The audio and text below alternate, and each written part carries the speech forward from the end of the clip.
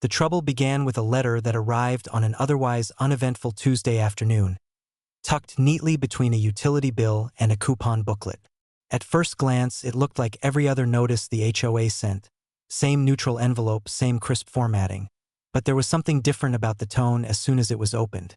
It carried a severity that seemed wildly disproportionate to the alleged offense. According to the board, the homeowner's grass, particularly one small, irregular patch near the front walkway, was deemed non-compliant. The phrase was printed in bold, followed by a list of violations that didn't quite make sense. Words like inconsistent coloration, textural disharmony, and aesthetic imbalance appeared as if they had been pulled from a pretentious landscaping catalog. The homeowner stared at the page, baffled. The rest of the lawn looked perfectly fine. Lush green, trimmed as it always had been. The patch in question was barely 2 feet wide, hardly noticeable except under close inspection. But the letter made it sound like the lawn was an eyesore threatening the architectural integrity of the entire neighborhood. Attached to the notice was a warning. If the grass was not corrected within 7 days, daily fines would begin accumulating. The threat was written in careful legal language, designed to sound neutral while establishing absolute authority. Confusion gave way to irritation. The homeowner knew the HOA had a tendency to overreach, but this crossed into absurdity. The lawn had been maintained consistently, watered regularly, and professionally fertilized. The small patch had simply grown a shade lighter during a recent heat wave, something that would resolve naturally. Yet here the HOA was, acting as if a looming catastrophe had been discovered. The homeowner took a slow walk outside, studying the small patch of grass under the afternoon sun. It wasn't perfect, but nothing in nature was. Still, it didn't seem like the kind of thing that warranted penalties. Neighbors passed by, offering friendly waves, none of them showing the slightest sign of being visually offended by the supposed lawn crisis. But as the homeowner surveyed the surrounding homes, it became clear that the offense had less to do with aesthetics and more to do with control. The HOA board members were known for micromanaging the community with increasing zeal each passing year. The following days brought escalating notices. The HOA claimed the issue had not been addressed, despite the fact that the homeowner had already reseeded the patch and watered it carefully. Each new letter grew more forceful. There were warnings about upcoming fines, mentions of community standards, and repeated insistence that the grass remained out of compliance. No matter what the homeowner did, the HOA claimed the effort was inadequate. What made things worse was the discovery that one specific board member had been frequently driving past the house, slowing down each time to inspect the lawn with exaggerated scrutiny. A self-appointed guardian of neighborhood perfection, this board member had gained a reputation for petty rule enforcement, often targeting the smallest deviations with theatrical seriousness. It explained the language in the letters. This was personal for someone, or at least an opportunity to flex authority. By the end of the week, the situation had escalated into something ridiculous. A final notice arrived, stating that daily fines would begin the following morning. The amount wasn't enormous per day, but it would add up quickly. The tone of the letter implied inevitability, as if the board believed no homeowner could or would resist their directives. It was a quiet, smug confidence that assumed compliance was the only possible outcome. That assumption was their mistake. The irritation that had simmered throughout the week solidified into a steady, determined resolve. The homeowner wasn't against maintaining the lawn. The issue was the principle behind the enforcement. The HOA had drawn an unnecessary line in the sand, and instead of backing down, they chose to escalate. So the homeowner decided to escalate as well, just not in the way the board expected.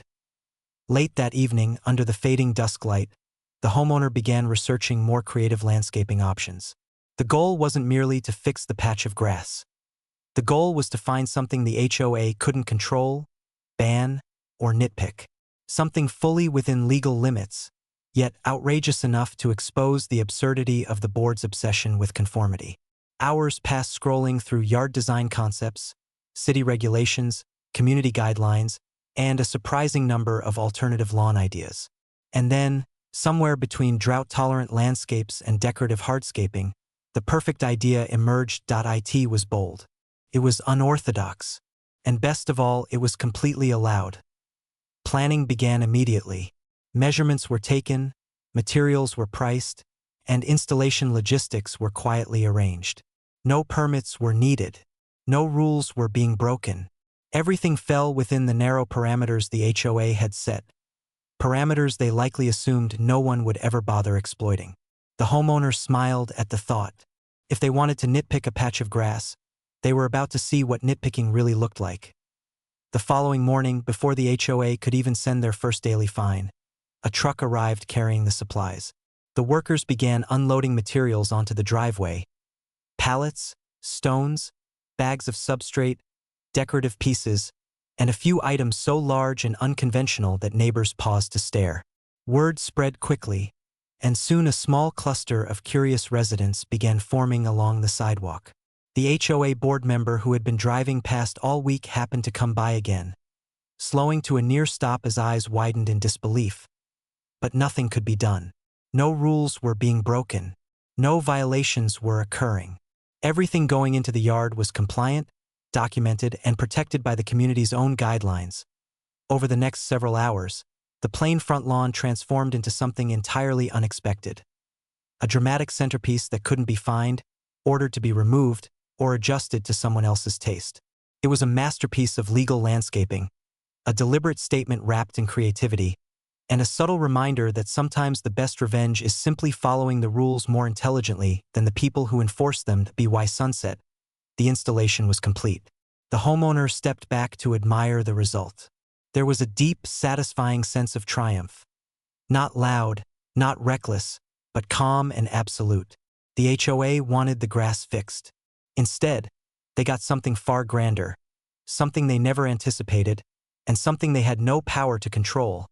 And as night settled over the neighborhood, the board member made one last slow pass down the street, staring in stunned silence at what had taken the place of that tiny patch of non-compliant grass. What started as petty enforcement had evolved into a clash the HOA wasn't prepared for. And the real fallout, well, that was still to come. The following morning, the neighborhood woke to an unexpected tension in the air. The sun had barely risen, yet people were already out walking dogs or sipping coffee on porches, their gazes drifting, sometimes discreetly, sometimes openly, toward the newly transformed front yard. Word had spread so fast that it seemed the entire community had made it their unofficial mission to witness the result of the homeowner's bold decision. What now sat in place of the standard suburban lawn was a pristine, meticulously arranged rock garden. An ornamental xeriscape that combined polished river stones, desert succulents, sculpted gravel paths, and a centerpiece feature that drew the most attention: a towering, legally permitted, artistic stone monolith. It wasn't gaudy or disruptive. It was striking, undeniably unique, and more importantly, entirely compliant with every clause of the HOA's landscaping regulations. Even the most pedantic rule enforcer would find nothing to latch onto. Not color violations, not height restrictions, not maintenance clauses. The homeowner had anticipated each rule and matched it with precision. By mid-morning, the HOA president arrived on foot, clutching a clipboard as if it were a life vest in turbulent waters. The individual marched straight onto the sidewalk in front of the property, stopping only when confronted by the undeniable reality that no rule had been broken. The ornamental hardscape sat neatly within measurement limits. The monolith was classified as decorative art, something explicitly allowed, providing it didn't obstruct sidewalks or exceed specified height thresholds. It met all the requirements. The president stared for a long while, eyes flicking across the yard, searching desperately for something that could be interpreted as a violation. But the yard offered no foothold, no opening, no leverage. It was a masterpiece constructed from the very language of the community guidelines they had enforced so rigidly. The homeowner, observing from behind the front window but hidden from sight, felt a quiet satisfaction. The point hadn't been to provoke rage for the sake of chaos. The goal was to demonstrate that the HOA's rigid rules, when applied obsessively, could just as easily be reversed onto the enforcers. They had wanted control. They had gotten compliance. In the most inconvenient form possible. As the day progressed, the HOA convened an emergency board meeting. The homeowner had expected this. The board was predictable in its desire to maintain authority.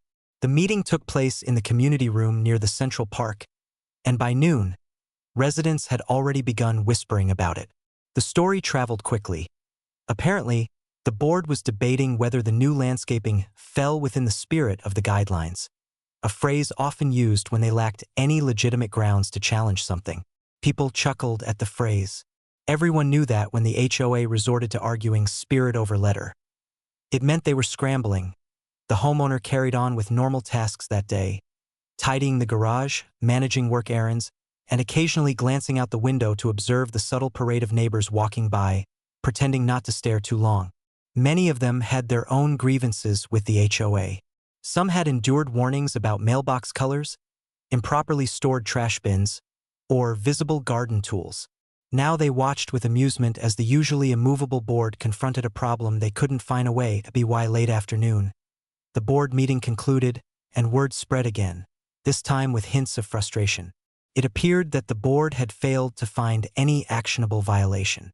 People heard that the HOA president had suggested creating a new rule to ban excessively unconventional lawn modifications, but other board members hesitated. They knew any retroactive rule would be seen as petty, possibly even challengeable. The more they attempted to justify such a rule, the more foolish they risked appearing to the community. And then the board member who had repeatedly driven past the homeowner's property throughout the previous week made a move that revealed just how deeply the issue had gotten under their skin. They began drafting a special landscaping review, a rarely used procedure that allowed the board to evaluate unconventional designs for neighborhood conformity. This review required photographic documentation, several signatures, and a formal inspection. It was a process so bureaucratic and time-consuming that it usually deterred anyone from invoking it. However, this board member was determined.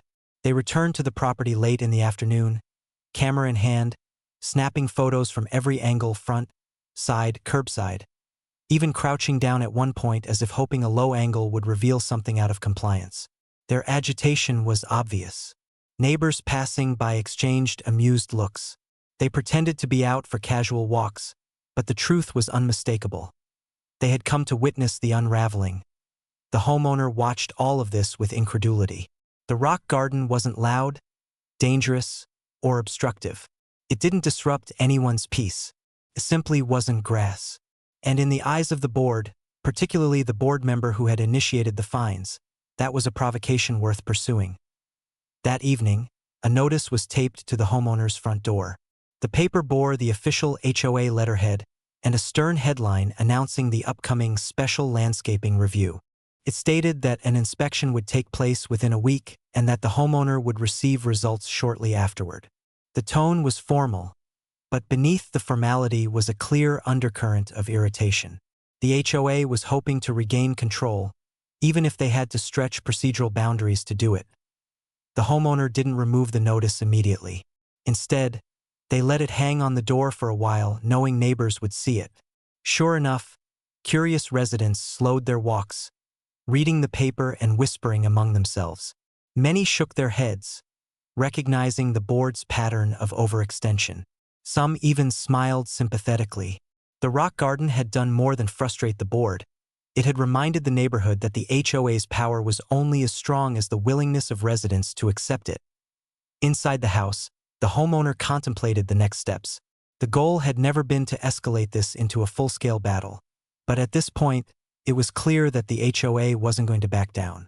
They had taken a minor patch of grass and turned it into a crusade for control. So if they wanted to escalate, they would get escalation in the form of absolute, impenetrable compliance. A plan began to take shape, one even more legally airtight than the rock garden itself. Because if the HOA intended to conduct a special review, then every detail needed to be perfect, documented, cross-checked, and aligned with not only the HOA guidelines but the city's broader zoning and landscaping codes.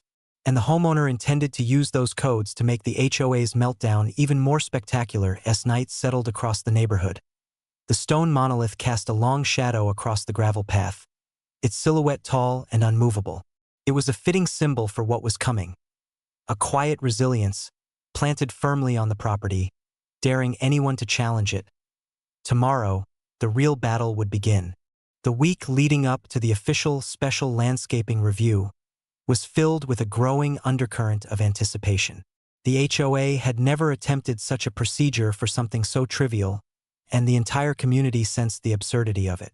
Neighbors talked quietly on sidewalks, at mailboxes, and across driveways, their conversations swirling with a shared curiosity. How far would the HOA go, and how far would the homeowner push back? The homeowner spent those days preparing with a patience and thoroughness that bordered on surgical. Every element of the rock garden was measured again, documented meticulously, and compared against both HOA rules and city regulations. Copies were printed, sorted, and placed into a neatly organized folder. Each plant species was confirmed as drought-tolerant and non-invasive, each stone type verified as permissible, and the monolith's dimensions aligned flawlessly with the community's artistic yard feature guidelines. What the HOA had framed as a potential violation was, in reality, a masterpiece of compliance. And the homeowner intended to make that unmistakably clear. The morning of the inspection arrived with a crisp, quiet stillness. A trio of HOA board members made their way down the sidewalk, clipboards in hand, wearing expressions that merged determination with forced neutrality. The board member who had initiated the fines, a person whose posture now carried visible tension, led the group with a stiff gait. Residents emerged from their homes subtly, pretending to water plants or walk pets, though everyone knew the truth. The entire street had become an audience. Even those who typically avoided HOA politics were drawn in, curious to see how the board would handle the spectacle they themselves had created. The board approached the property with the air of investigators arriving at a crime scene, though the only thing awaiting them was a pristine, legally unassailable display of landscaping artistry. The rock garden gleamed in the morning light. The gravel patterns had been combed into smooth, symmetrical designs. The stone monolith stood as steady and dignified as ever. The succulents, freshly watered, looked vibrant and healthy, and the homeowner waited calmly, standing at the edge of the driveway, the folder of documents tucked under one arm. The review began with intense scrutiny. The board members circled the garden, making notes, measuring distances, and photographing every angle. They tested the height of the monolith. They examined the spacing of succulents. They crouched to check the depth of gravel in the path. Their expressions shifted from hope to frustration, to a creeping recognition that nothing was out of place. The board member who had championed the fines grew visibly irritated, flipping through papers with increasing agitation. It was as if they were searching for some hidden flaw, something overlooked, something to justify the battle they had insisted on waging. But the rock garden refused to cooperate. Its perfection had been designed with their scrutiny in mind. Finally, after an almost exaggerated period of inspection, the HOA stepped aside to conduct a whispered, huddled conversation. The homeowner observed quietly, aware of the shifting dynamic among the board members. Two of them showed signs of resignation. The third, the instigator, looked nearly frantic. Minutes passed. Then more minutes. The small crowd of neighbors continued to gather, keeping a respectful distance while enjoying the spectacle. A few exchanged amused glances. Some sipped from coffee mugs they had very conveniently decided to bring outside that morning. When the board finally returned, their expressions revealed everything before a single word was spoken. The HOA president held a neutral facade that barely hid the uncomfortable truth. They had lost. They had pushed too hard, too fast, and too publicly, and the homeowner had responded with flawless compliance. There was no violation. There was no fine. There was no corrective action. There was only the board's embarrassment. The homeowner handed them the folder of documents, measurements, regulations, species lists, material certifications, city codes, offering it not as defiance but as a crisp, irrefutable demonstration of transparency. The president accepted it reluctantly, already knowing the contents would confirm what the review had revealed. The instigating board member's face hardened. Their jaw clenched. Their fingers tightened around their clipboard. Their frustration had begun to metastasize into anger. Not at the project itself, but at the inability to control it. Within minutes, the board dispersed. They walked away with stiff posture, retreating down the sidewalk with the hollow dignity of defeated officials. Neighbors watched them go, silence coating the air like a thin layer of dust. Once the board was out of sight, the tension released. Laughter rippled quietly across the street. People approached the homeowner with congratulatory smiles, offering subtle nods of approval. The battle appeared over. But the final victory didn't happen until the following week, when the HOA distributed their official newsletter, a document normally filled with reminders about trash can placement and pool hours. That month's edition included a new section, added hastily and with minimal finesse, announcing a proposal for an upcoming vote, a potential amendment to restrict non-traditional landscaping installations. The wording was vague enough to reveal its motive but specific enough for everyone to understand whom it targeted. And then came the fatal flaw. The newsletter also contained the voting results of the recent community feedback survey, a survey the HOA had distributed earlier that year to assess resident satisfaction. It had been an anonymous questionnaire, sent without much fanfare, intended to gauge opinions on HOA enforcement, community values, and board responsiveness. The results showed overwhelming dissatisfaction with the board's habit of overregulation. It revealed that most residents wanted fewer aesthetic rules, not more. And it showed that community trust in the HOA had steadily declined. The timing was catastrophic for the board. Within 2 days, residents began openly discussing the absurdity of the proposed amendment. Many pointed out that the homeowner's rock garden was not only attractive but water efficient, environmentally friendly, and far easier to maintain. Others were simply tired of the HOA's constant micromanagement. The movement spread fast. Someone started a petition not to restrict landscaping innovations, but to limit the HOA's control over them. Others suggested replacing certain board members in the next election cycle. A few even called for a reduction in HOA powers altogether. By the end of the month, the board quietly withdrew the proposed landscaping amendment. The instigating board member resigned shortly afterward, citing personal reasons. Though no one believed the phrasing for a moment. And as for the homeowner, life returned to normal, quiet, steady, and delightfully free from lawn-related harassment. The rock garden remained exactly where it was, standing as a permanent reminder of what could happen when a rule is used not as a tool for community harmony, but as a weapon for petty control. The monolith, in particular, became something of a neighborhood landmark. People often paused to look at it during evening walks. Some joked that it symbolized the downfall of overzealous enforcement. Others simply appreciated its beauty. And through it all, the homeowner never needed to say a single confrontational word. The revenge had been carried out entirely through patience, creativity, and impeccable compliance. The HOA had demanded perfection. They had received it, and it was the last thing they wanted.